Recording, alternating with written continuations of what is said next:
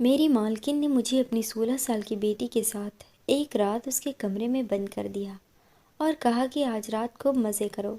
मैं हैरान था, कोई माँ ऐसा कैसे कर सकती है।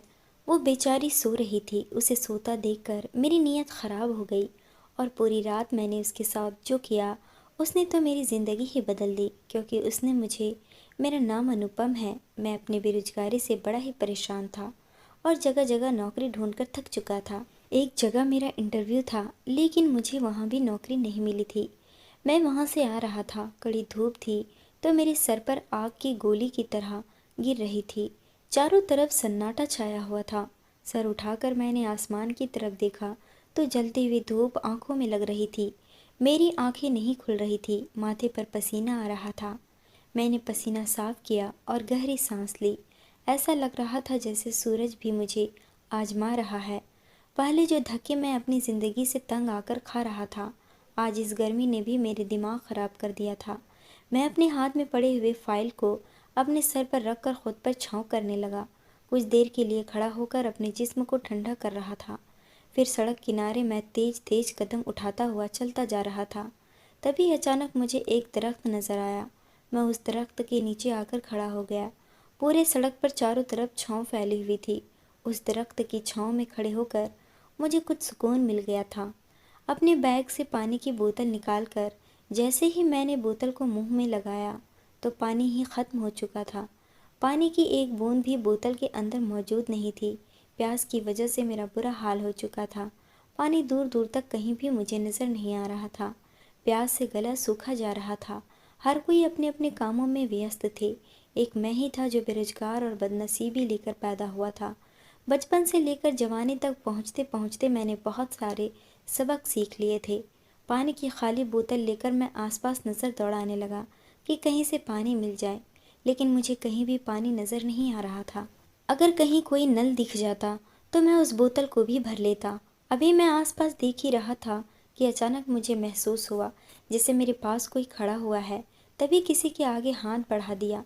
मैं कंफ्यूज हो रहा था। मैंने जैसे ही उसके हाथ की तरफ देखा तो उस हाथ में ठंडे पानी की बोतल थी। वो हाथ मेरी तरफ बढ़ रहा था।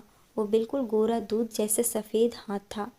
उसमें सोने की एक अंगूठी और चमकीली चमकीली चूड़ियाँ थी। मैंने उस हाथ से सिर्फ सामने की तरफ उठाकर उस इंसान के चेहरे पर डाली तो मैं चौंक गया था। वह एक औरत थी जिसने गुलाबी रंग का सूट पहना हुआ था। वह औरत बहुत ज़्यादा खूबसूरत थी। उसको उम्र 45 साल की रही होगी, लेकिन इतनी उम्र होने के बावजूद भी उसका जिस्म ऐसा था जैसे किसी 20-22 साल की लड़की होता है। उसने अपने आप को बहुत फिट बनाकर रखा था। उसकी आंखों पर एक अजीब सी चमक थी और चेहरे पर मुस्कुराहट आई हुई थी। उसने हाई फाई मेकअप कर रखा था।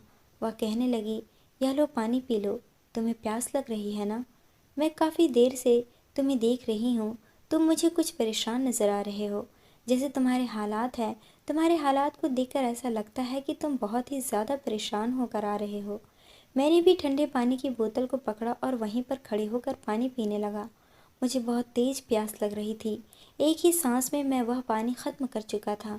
मैंने बोतल उस औरत को वापस कर दी।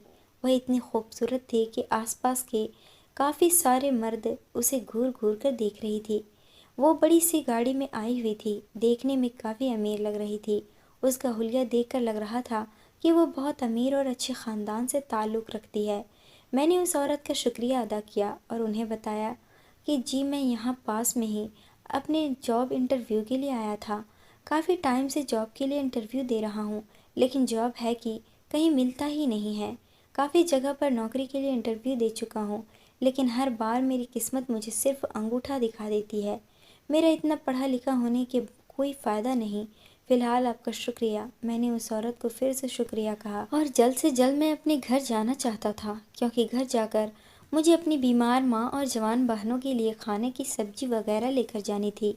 मैं यहाँ से खाना पकाने के लिए कुछ लेकर जाता, तभी मेरे घर में मुझे बना हुआ खाना मिलता था, क्योंकि एक मैं ही था जिसके ऊपर घर की सारी जिम्मेदारी थी। उस औरत को शुक्रिया अदा करके मैं वहाँ से तेज कदम उठाते हुए उस औरत के पास से निकलकर अपने घर की तरफ जाने लगा था। पैसे बचाने के चक्कर में मैं ज़्यादा से ज़्यादा पैदल जाता था, क्योंकि रिक्शे में भी काफ़ी पैसे लग जाते थे। कोई ऐसे तो हमें घर नहीं छोड़ सकता था। मेरे पास पैसों की बहुत ज़्यादा कमी थी। मुझे बहुत सोच समझ कर चलना पड़ता था। अभी मैं भीड़ भाड़ वाली जगह से निकलकर आगे बढ़ा ही था कि मुझे लगा जैसे कोई मेरा पीछा कर रहा है। मैंने पीछे मुड़कर देखा तो वह गुलाबी सूट वाली औरत मेरा पीछा करते हुए आ रही थी। वो मुस्कुराते हुए एक बार फिर मेरी तरफ देखने लगी थी। मैं कुछ समझ नहीं पाया था। मैंने सोचा कि हो सकता है कि इस औरत का घर भी इसी रास्ते पर हो, लेकिन वह पैदल क्यों आ रही थी, यही बात सोचते हुए मैं चल रहा था। फिर वो मेरे बराबर में आकर मेरे कदम से कदम मिलाकर चलने लगी, तो एक सेकंड के लिए मैं रुक गया था। मेरे रुकने पर वह भी रुक गई और फिर स्टाइल बनाकर खड़ी हो गई और मुझे देखने लगी। उस औरत की हरकतें मुझे बहुत अजीब लग रही थी। मुझे तो अब ऐसा महसूस हुआ जैसे वह मेरा ही पीछा कर रही हो। लेकिन इतनी खूबसूरत औरत मेरा पीछा क्यों कर रही थी? फिलहाल मेरी खुददारी मेरे बीच में आ गए थे और मैं उस औरत की चालाकियों को अच्छे से समझता था। मैंने रुककर उसे देखा और कहने लगा कि क्या बात है, आप मेरा पीछा क्यों करती आ रही हैं? मैंने आपको शुक्रिया बोल दिया है कि अब आपको पानी के लिए पैसे देने पड़ेंगे। वो मेरी यह बात सुनकर मुस्कुराने लगी। उस टाइम उसने अपने पर्स से एक बंडल निकाला और मेरे हाथ पर रख दिया। वो देखकर मुझे हैरानी हुई थी कि यह क्या था, यह औरत मुझे क्या दे रही है। मैंने उस बंडल को खोलकर देखा तो मुझे अचानक ही झटका लगा था। उसमें बहुत सारे पैसे मौजूद थे जिनको मैं गिन भी नहीं सकता था, लेकिन इतना आइडिया तो हो चुका था कि वह लाखों रुपए थे। मेरे तो हाथ कांपने लगे थे। इधर मेरी जेब में सिर्फ 20 रुपए थे। वह औरत कहने लगी, ये पैसे तुम्हारे भी हो सकते हैं, मैं इन लाखों रुपयों को तुम्हें दे दूंगी। क्या तुम लाखों रुपये के मालिक बनना चाहोगे? उस औरत की बात सुनकर मैं तो बड़ा हैरान रह गया कि आखिर किस काम के लिए वह मुझे लाखों रुपए दे रही थी। मैंने सवाल किया कि आप यह 10 लाख मुझे क्यों देना चाहती हो? मैं तो आपको जानता तक नहीं हूँ। मेरी तो आपसे कोई पहचान नहीं है और ना ही मैंने आपका कोई काम किया है। फिर आखिर क्यों आप मुझे ये पैसे देना चाहती हो? क्या आप मुझे बेवकूफ़ बना रही हो? वह मुझे घूर कर देखते हुए कहने लगी, मैं तुम्हें एक बात बताना चाहती हूँ, लेकिन यहाँ पर नहीं। हम दोनों आगे बैठकर तसल्ली से बातचीत करते हैं। वो औरत मेरे आगे आगे चल रही थी और मैं उसके पीछे पीछे था। मेरे दिल में तो जैसे खुशी उमड़ पड़ी थी। यह औरत 10 लाख रुपए मुझे देने के लिए तैयार थी। मैं तो 10 लाख के लिए कुछ भी करने को तैयार था। आखिर 10 लाख कोई छोटी रकम तो नहीं होती। कम से कम मुझ जैसे गरीब के लिए तो यह पैसे कम नहीं थे। इन 10 लाख रुपयों से तो मैं अपना कोई कारोबार भी कर सकता था। मेरे दिमाग में काफ़ी सारे ख्याल आने लगे थे। वो औरत चलते चलते मुझे एक होटल में ले आई। यहाँ पर अंदर आने के बाद हम दोनों एक तरफ होकर बैठ गए थे। उसने 2 कप कॉफ़ी का ऑर्डर दिया। थोड़ी देर के बाद उस औरत के पास किसी की कॉल आ गई और वह फ़ोन पर बात करने के लिए चली गई। मैं चारों तरफ होटल को नज़र दौड़ाकर देख रहा था। यह काफ़ी बड़ा होटल था और यहाँ पर अमीर लोग ही आया करते थे। मैं तो अभी इसके पास से होकर नहीं गुजरा था, क्योंकि मेरी इतनी औकात ही नहीं थी। थोड़ी देर बाद वह औरत मेरे पास आकर दोबारा से अपनी चेयर पर बैठ गई थी। वेटर भी कॉफ़ी लेकर आ गया था। उसने मुझसे कहा, कॉफ़ी पीते पीते बातें करते हैं। मेरे दिल में बार बार यह ख्याल जग रहा था कि ना जाने यह औरत मुझसे क्या बात करने वाली है। वह अपने मोबाइल में न जाने क्या कर रही थी। मैं उसे देखकर घबरा गया था कि कहीं यह मुझे कोई ऐसा वैसा काम करने को न कहे जिसे मैं नहीं कर सकता। मैं बहुत ईमानदार इंसान था। सारी ज़िंदगी मैंने सादगी से गुजारी थी। मैं कोई गैर कानूनी काम करके फंसना नहीं चाहता। थोड़ी देर के बाद उसने अपना मोबाइल रख दिया था। मेरी तो कॉफ़ी ख़त्म हो चुकी थी। उसके बाद जो उसने मुझे काम बताया उसे सुनकर मेरे होश उड़ गए थे। वो कहने लगी, तुम्हें मेरी बेटी के साथ एक रात गुजारनी होगी। मेरी बेटी लड़कों में बहुत इंटरेस्टेड है। यकीन मानो वह तुम जैसे जवान लड़कों के लिए तो पागल ही फिरती है। कल मेरी बेटी का बर्थडे है और मैं चाहती हूँ कि मैं उसे कोई ऐसा गिफ्ट दे सकूँ जिससे वह बहुत खुश हो जाए। मैं तुम जैसे जवान और स्मार्ट लड़कों को उसे गिफ्ट में देना चाहती हूँ। वह औरत इतनी पागलों जैसी बातें कर रही थी। मैं उसकी बात सुनकर हैरान हो गया था। मुझे उससे इस चीज़ की उम्मीद नहीं थी। मैंने तो कभी नहीं सोचा था कि भला एक औरत इस तरह की हद पार कर देने वाली बातें भी कर सकती है। वह अपनी बेटी के लिए किसी जवान लड़के को बंदोबस्त कर रही थी ताकि वह रात भर उसकी इज्जत के साथ खेल सके। शर्म के मारे मैंने अपने कान बंद कर लिए थे। मैं कहने लगा कि माफ़ कीजिए मैडम, मैं ऐसा वैसा लड़का नहीं हूँ। भले ही मैं बेरोजगार हूँ, गरीब हूँ, मगर मैं कभी ऐसा घिनौना काम करने के लिए तैयार नहीं हो सकता। इतनी बात कहकर मैं वहाँ से उठकर जाने लगा कि उसने फिर से वही 10 लाख वाला इन्वेलप मेरे सामने रख दिया और 10 लाख निकालकर उन पैसों को मुझे दिखाने की कोशिश करती थी। उसकी इस हरकत ने तो मुझे मजबूर कर दिया था। मैं भी तो अपनी आने वाली ज़िंदगी संवारना चाहता था और मुझे दूर दूर तक कोई उम्मीद नहीं थी कि कहीं मेरे पास पैसों का बंदोबस्त हो सकता या मेरे पास एक गोल्डन चांस था जिसे मैं एक्सेप्ट कर लेता तो शायद मेरी ज़िंदगी बदल जाती। मैंने उस औरत को देखा जो पैसे हाथ में हिला हिलाकर अपनी अदाएं दिखा रही थी। वो मुझसे कहने लगी, सोच लो, इसमें तुम्हारा ही फ़ायदा है। एक रात की ही तो बात है और यह एक रात ही तुम्हारी तकदीर बदल सकती है। मुझे तो तुम ज़रूरतमंद लगे, इसलिए मैं सोचा कि मैं तुम्हारी मदद कर देती हूँ। बेटी को लड़कों की कोई कमी नहीं है, सिर्फ एक रात गुजारने के लिए तुम्हें इतने पैसे मिल रहे हैं, फिर इसमें परेशानी वाली क्या बात है? या फिर तुम इस काबिल ही नहीं हो कि तुम किसी लड़की के साथ रात गुजार कर उसे खुश कर सको? यह बात कहकर वो खामोश हो गई और मुस्कुराने लगी थी, जबकि मुझे उसकी इन बातों से कोई बहुत ज़्यादा असर न हुआ था। मैं सोच रहा था कि क्या करूं, क्या नहीं, इस औरत की बात मान लूं या इस औरत से इनकार कर दूं और घर चला जाऊं। घर में भी बहुत ज़्यादा तंगी हुई थी, मेरी माँ भी बीमार है। मुझे कुछ समझ नहीं आ रहा था कि मैं क्या करूं। 2 जवान बहनें भी हैं जिसकी मुझे शादी करनी है। मेरे अलावा मेरी बहनों और माँ का कोई सहारा भी तो नहीं है। हमारा छोटा सा ही घर था। मेरे पापा भी काफ़ी सालों पहले मर चुके थे। मेरी माँ के पास छोटा सा घर के अलावा कुछ भी नहीं था। मेरी माँ ने मुझे जैसे तैसे पढ़ाया लिखाया था, लेकिन फिर भी नौकरी नहीं मिल पा रही थी। मैं तो बेरोजगार ही था। मैंने जल्दबाजी में फ़ैसला कर लिया कि मैं उस औरत की बात मानने के लिए तैयार हूँ और मुस्कुराने लगी थी और कहने लगी, मुझे तुमसे यही उम्मीद थी कि इसमें तुम्हारा ही फ़ायदा है, ये पैसे तुम्हारी तकदीर बदल देंगे। उसके बाद उसने 10 लाख रुपए में से 50,000 एडवांस दिए थे और पैसे देकर कहने लगी, ये लो तुम्हारा एडवांस, जाओ जाकर ऐश करो, बाकी के बचे हुए पैसे मैं तुम्हें काम होने के बाद दूंगी। वो 50,000 ले ली। वो 50,000 लेकर अपने घर की तरफ चला आया था। उस औरत ने मुझे अपना मोबाइल नंबर और घर का एड्रेस दे दिया और बता दिया था कि मुझे किस दिन किस टाइम उसके घर पर जाना है। मैं अपने घर गया तो मैं बाज़ार से खाना लेते हुए चला गया था, क्योंकि मुझे घर लौटते हुए काफ़ी देर हो गई थी, इसलिए मैं होटल से ही खाना लेकर चला गया था। अपनी माँ की कुछ दवाइयाँ और उनके लिए फ्रूट्स भी लेते हुए चला गया था और घर में थोड़ा सा राशन भी भरवा दिया था। मेरी माँ मेरे हाथों में इतना सारा सामान देखा और कहा कि आज पकाने के लिए कुछ सब्जी नहीं लेकर आया। मैंने कहा नहीं, बल्कि पकाया ही खाना लेकर आया हूँ। यह देखकर मेरी माँ हैरान रह गई थी, क्योंकि आज से पहले मैं इतना ज़्यादा सामान लेकर कभी भी घर में नहीं आया था।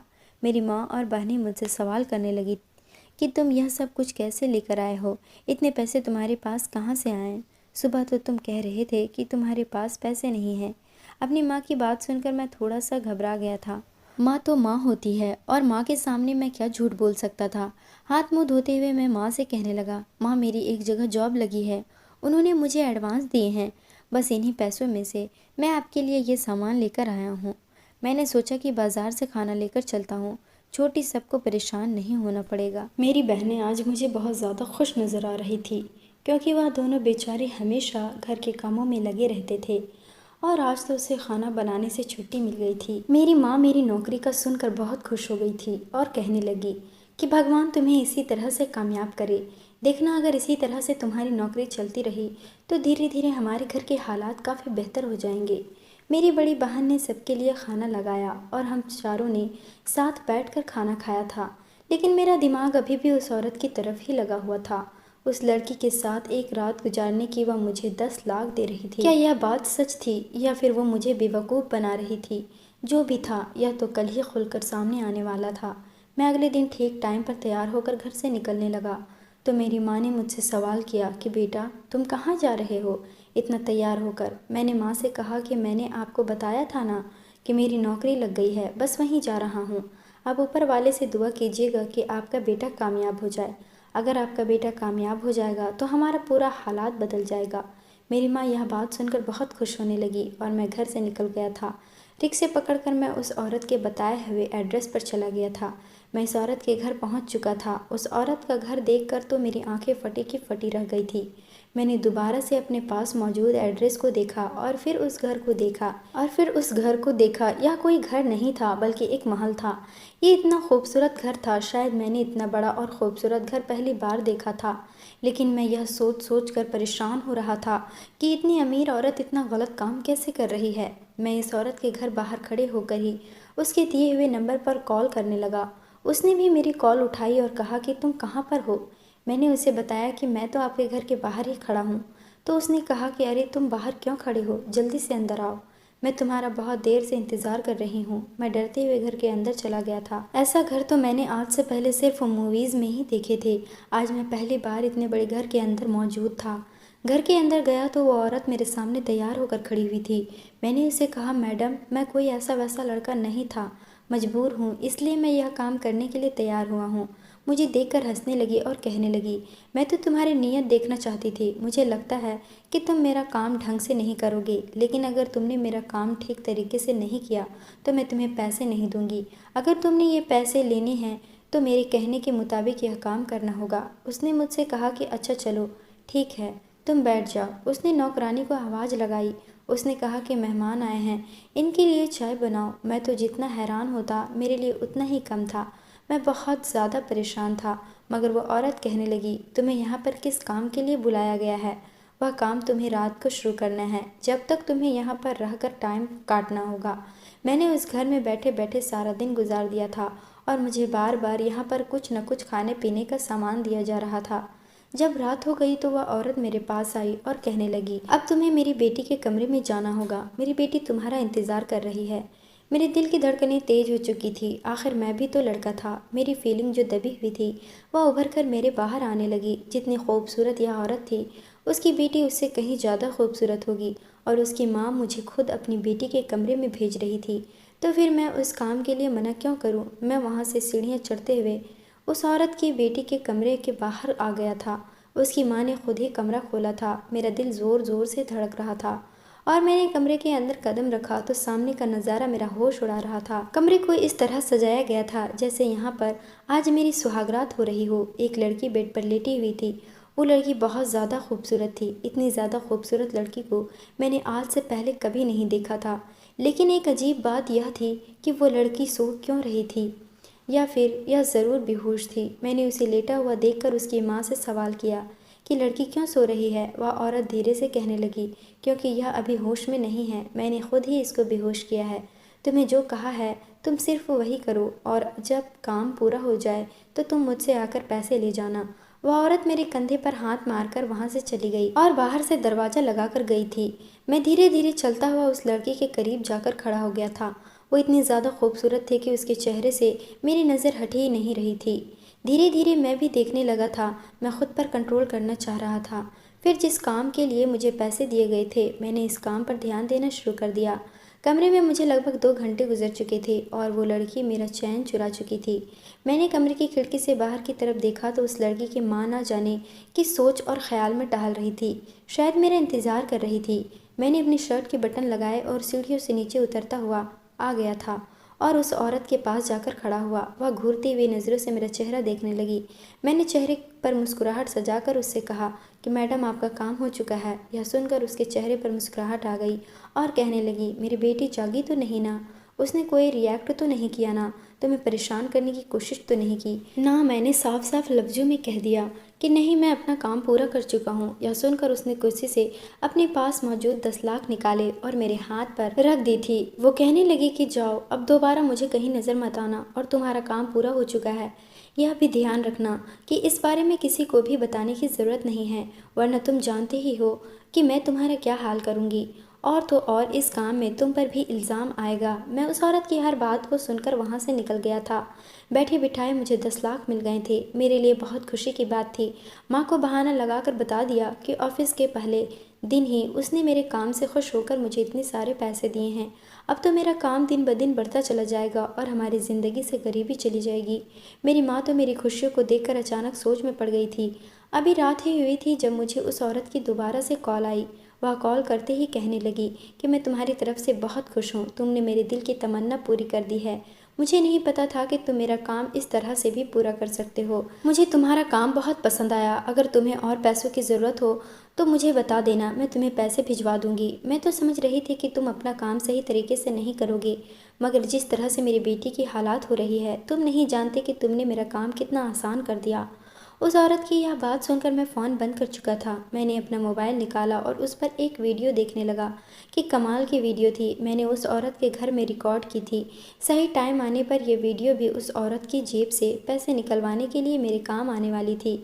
मेरे दिल में तो लालच की लहर उठा था, जो अब इतनी आसानी से ख़त्म नहीं होने वाला था। मैंने जब टाइम देखा तो रात के 12 बज रहे थे। अब मुझे सोना चाहिए था, क्योंकि सुबह मैं एक बहुत बड़े काम को अंजाम देने वाला था। अगली सुबह मैं उठा और दोबारा वहीं पर चला गया, उस औरत का घर पर चला गया। उस औरत का आलीशान घर चारों तरफ से बिल्कुल सुनसान लग रहा था। लगभग 7 बजे का टाइम था। उस टाइम तो अमीर लोग घोड़े बेचकर सो रहे होते थे। मैंने बाहर आकर एक नंबर पर कॉल की तो थोड़ी देर के बाद उस घर का दरवाज़ा खुला। दरवाज़ा खुलते ही वह घर से बाहर निकल गई थी और वह मेरे साथ बाइक पर बैठ गई। यह बाइक भी मेरी नहीं थी, मैंने अपनी किसी फ्रेंड से थोड़ी देर के लिए उधार मांगी थी। मुझे अब सीधा कोर्ट जाना था। जब मैं उस लड़की के साथ कोर्ट मैरिज करने वाला था, जैसे ही कोर्ट के बाहर खड़ी होकर मैं उस लड़की को देखा तो वो अपने चेहरे को झुकाकर खड़ी हुई थी और उसका नाम प्रिया था। वो बहुत खूबसूरत थी। उसकी बड़ी बड़ी आंखों में आंसू थी। जो कदम वो मेरे साथ उठाने जा रही थी उसने ही बनाई थी, मगर अफसोस कल के गुजरे हुए हालात हमें याद आने लगी। उसके बाद ही मैंने यह फैसला किया था कि मैं इस लड़की के साथ शादी कर लूँगा। कुछ देर बाद कानूनी तौर पर हम दोनों पति पत्नी बन चुके थे और मैं इसका एहसास महसूस कर सकता था। वो बेचारी बहुत ज़्यादा परेशान थी। उसके पूरे जिस्म कांप रहा था। वह बिल्कुल खामोश थी और उसकी आंखों पर बार बार नम हो रही थी। जब उसने कोर्ट मैरिज के पेपर पर साइन किए थे, वो बेचारी फूट फूट कर रो रही थी। साइन करना भी तो बहुत ज़रूरी था। कल रात जब मैं कमरे में गया था और जब वह औरत कमरा बंद करके वहाँ से चली गई थी, तो मैंने 1000 बार उस लड़की को देखा। वो लड़की बहुत खूबसूरत थी, किसी फिल्म की हीरोइन से कम नहीं लग रही थी। मेरी नज़र उसकी खूबसूरती से हट नहीं रही थी। उसकी खूबसूरती को देखकर मैं हैरान हो गया था। कोई भी लड़का उसका फ़ायदा उठाने के लिए पूरी तरह से तैयार हो जाता, मगर उसके चेहरे पर एक अजीब सी मासूमियत मुझे नज़र आ रही थी। उसकी शराफत देखकर मेरा दिल मुझे गलत काम करने से रोक रहा था। मैं भी तो बहुत ज़्यादा मजबूर था। अब मुझे पैसों की ज़रूरत थी। मैं वहाँ कंफ्यूज हो गया था। मैं कमरे में इधर उधर टहल कर सोच रहा था कि भगवान मुझे कोई सही रास्ता दिखा दे कि मैं कुछ गलत भी ना कर सकूं और मुझे पैसे भी मिल जाए। अभी भी यही सब कुछ सोच रहा था कि अचानक टेबल पर एक डायरी रखी हुई नजर आई। डायरी के ऊपर कुछ बना हुआ था जो बहुत ज़्यादा खूबसूरत थी। शायद उस लड़की ने अपने हाथ से बनाया था। मैं डायरी को खोला और पढ़ने के लिए बैठ गया। उस डायरी में उस लड़की की पूरी कहानी लिखी हुई थी और उसकी ज़िंदगी की हर खुशी गम भी लिखी हुई थी। उस डायरी में लिखा हुआ था कि यह औरत मेरी सौतेली माँ है, जिसने सबको यह साबित किया हुआ है कि मैं पागल हूँ और यह मुझे पागल साबित करके इस घर से निकाल देना चाहती है। मैं अपनी सौतेली माँ से तंग आ चुकी हूँ। मैं ऐसी ज़िंदगी गुजार रही थी जहाँ पर मेरे अपने ही मुझ पर जुल्म कर रहे थे। यह औरत मुझे मेरे पापा की नज़रों में गिराने के लिए तैयार रहती है। मेरे पापा मुझसे नाराज़ रहने लगे हैं। उन्हें भी यही लगता है कि मैं पागल हूँ और पागलों जैसी हरकत करने लगी हूँ, लेकिन मैं पागल नहीं हूँ। मैं तो बिल्कुल ठीक हूँ। यह औरत मुझे घर से निकाल कर मेरे हिस्से की जायदाद अपने नाम करवाना चाहती है। और उस डायरी में बहुत सी बातें लिखी हुई थी जिन्हें पढ़कर मेरे दिल दहल गया था। उस लड़की ने लिखा हुआ था कि मेरी सौतेली माँ मेरे साथ काफ़ी कुछ कर चुकी है। अब मेरे अंदर जीने की चाहत ख़त्म हो गई है। अब आगे अगर इसने मेरे साथ कुछ भी गलत करने की कोशिश की और मेरे पापा की नज़रों में गलत साबित की, मैं खुदकुशी कर लूँगी। उस लड़की की कहानी में बहुत दर्द था और बचपन से बहुत परेशान थी। मुझे उस लड़की पर बहुत तरस आ रहा था और उसकी सौतेली माँ थी कि उसने मुझे जो काम दिया था, मैं उस औरत का चाल समझ चुका था कि उसकी सौतेली माँ उस पर गलत इल्ज़ाम लगाकर उसे बदनाम करना चाहती थी ताकि वह अपने पापा की नज़रों में गिर जाए और उसका पापा अपनी बेटी को अपनी जायदाद से निकाल दे।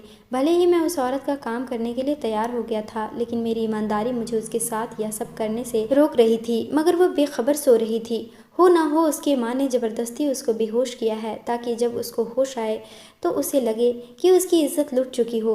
लेकिन यह औरत इस बेचारी के पीछे पड़ी हुई थी और वह जैसी भी थी उसकी माँ थी और फिर एक औरत भी थी, दूसरी औरत की इज्जत ख़राब करने के लिए तुली हुई थी। मैंने उस लड़की के साथ कुछ भी गलत ना करने का फ़ैसला कर लिया था और फिर मैंने सोचा कि मैं इसे जगाने की कोशिश करता हूँ। कई बार मैंने उसे जगाने की कोशिश की मगर वो जाग ही नहीं रही थी।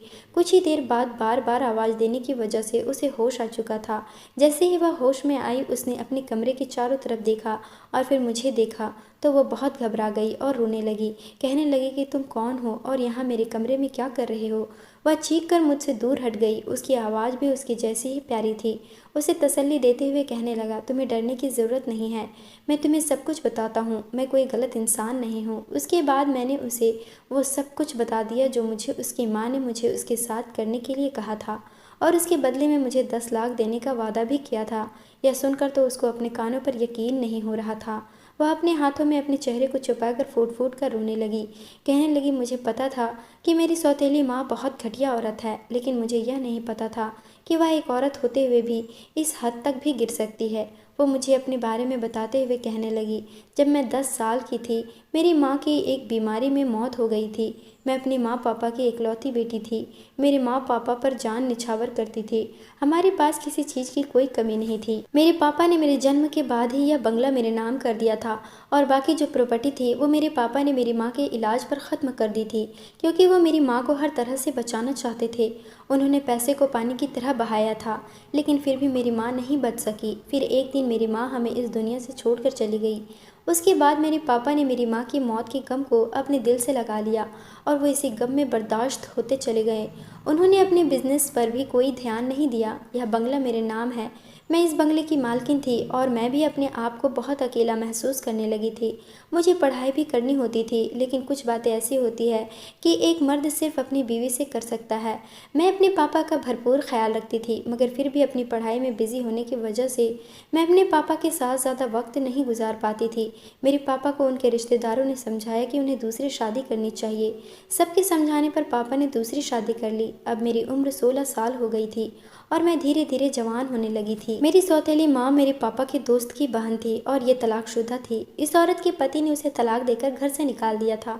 मेरे पापा ने उसे शादी करके इसे हमारे घर में सहारा दिया। मेरे पापा को लगता था कि यह औरत मेरे पापा और उसकी बेटी का बहुत ख्याल रखेगी। मुझे भी अपने पापा की दूसरी शादी से कोई ऐतराज़ नहीं था, क्योंकि मैं सोचती थी इस तरह से मेरे पापा का अकेलापन दूर हो जाएगा और मुझे भी माँ का प्यार मिल जाएगा। लेकिन इस औरत ने इस बंगले में आने के बाद एक के बाद एक मेरे खिलाफ चाल चली, क्योंकि यह अच्छे से जानती थी कि इस बंगले के अलावा मेरे पापा के पास और कोई प्रॉपर्टी नहीं है, क्योंकि जो बची खुची प्रॉपर्टी थी वह काफ़ी सालों पहले मेरी माँ के इलाज में बिक चुकी थी। अब जो कुछ भी था वह यही है। मेरे पापा का बिजनेस बहुत अच्छा है, वह काफ़ी पैसे कमाते हैं। उन्होंने दूसरी शादी करने के बाद अपने बिजनेस पर दोबारा से ध्यान देना शुरू कर दिया था, लेकिन इस औरत को हमेशा यही बात बर्दाश्त नहीं होती कि यह बंगला मेरे नाम क्यों है।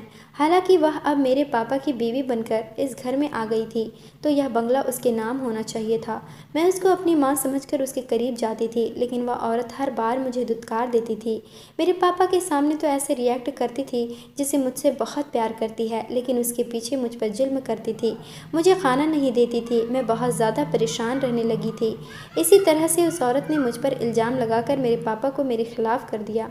कभी कभी मेरे पापा मेरी बात मान लेते थे, लेकिन कभी कभी वो मुझ पर उस औरत के लिए हाथ उठा दिया करते थे।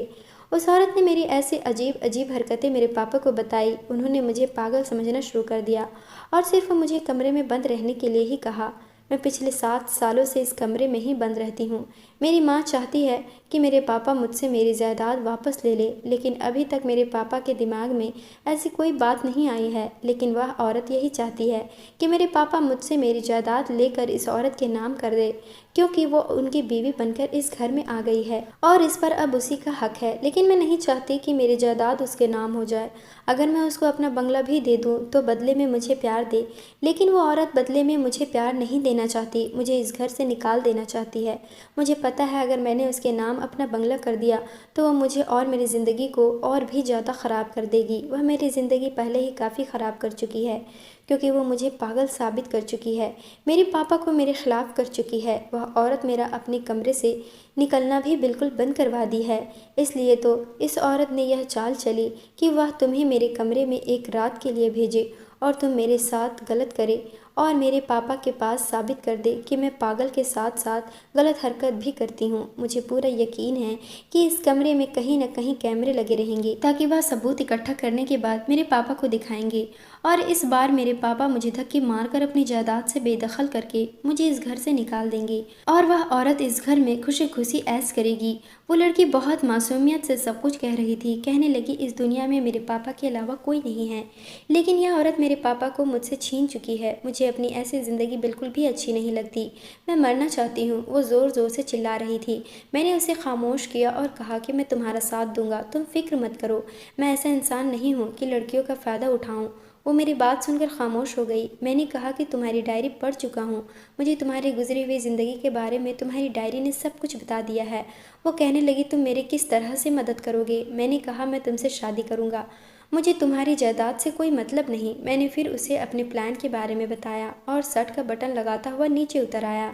मैंने उसके पैसे लिए थे और वहाँ से निकल आया था। अगले दिन हमारे प्लान के मुताबिक उस लड़की ने अपनी माँ को रोते हुए बताया कि उसकी इज्जत खराब हो गई है। तभी मुझे उस औरत ने फ़ोन करके बताया था कि तुमने बहुत अच्छे तरीके से काम किया है। मैं उसे अपने साथ ले आया था और हम दोनों ने कोर्ट मैरिज कर ली थी। प्रिया के पापा 2 दिन के लिए अमेरिका गए हुए थे। जब 2 दिन के बाद वह घर आए तो प्रिया की माँ उसे बताया कि तुम्हारी बेटी ने किसी के साथ अपना मुंह काला कर लिया है। अब जल्दी से उसे घर से धक्के मार कर निकाल दो। उस औरत ने उसके कमरे में लगे हुए कैमरे की रिकॉर्डिंग उसे दिखाना चाहा, लेकिन वीडियो में कुछ रिकॉर्ड हुआ ही नहीं था क्योंकि मैंने कैमरे की तार ख़राब कर दी थी, जिसके बाद उसके अंदर कुछ भी रिकॉर्ड नहीं हुआ क्योंकि प्रिया मुझे बता चुकी थी कि इस कमरे में ज़रूर कैमरे होंगे। और उसके बताने के मुताबिक जब मैंने कमरे में चेक किया तो कमरे में कैमरा मौजूद था क्योंकि उसकी माँ सबूत इकट्ठा करना चाहती थी। लेकिन मेरे पास एक ऐसा सबूत था जिसने प्रिया की सौतेली माँ को बर्बाद करके रख दिया था। मैं प्रिया के पापा के घर पहुँचने से पहले ही उनको उस औरत की कॉल रिकॉर्डिंग उन्हें भेज चुका था। जब प्रिया की माँ ने दूसरे दिन कॉल करके मुझसे कहा कि तुमने मेरी बेटी के साथ बहुत अच्छा काम किया है, मैं ऐसा ही चाहती थी मेरी बेटी की ज़िंदगी बर्बाद हो जाए और वह फूट फूट कर रोए। वह इसी तरह से रो रही थी। अगर तुम्हें पैसों की ज़रूरत हो तो मुझसे और ले लेना। यही पूरी बात मैंने अपने मोबाइल में रिकॉर्डिंग कर ली थी और वही रिकॉर्डिंग मैंने प्रिया को सेंड कर दी थी। प्रिया ने अपने पापा को वह सेंड कर दिया।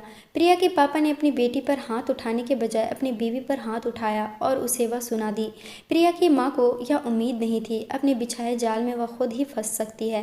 प्रिया ने भी सब कुछ सच सच बता दिया था और कहा था कि वह मेरे साथ शादी कर चुके हैं। मैं मौके पर पहुंच गया और मैंने भी सच्चाई बता दी। प्रिया के पापा ने अपनी दूसरी बीवी को तलाक देकर घर से निकाल दिया। अब प्रिया की सौतेली माँ दर दर की ठोकरें खा रही है और प्रिया के पापा ने खुशी खुशी मेरी और प्रिया की शादी धूमधाम से कर दी। मेरे दिल में थोड़ी देर के लिए लालच जरूर आ गया था, लेकिन मैं किसी औरत की इज्जत ख़राब नहीं कर सकता था। मेरी इस ईमानदारी से खुश होकर उन्होंने कहा कि मुझे चोरी छुपे उसके साथ शादी करने की क्या ज़रूरत थी।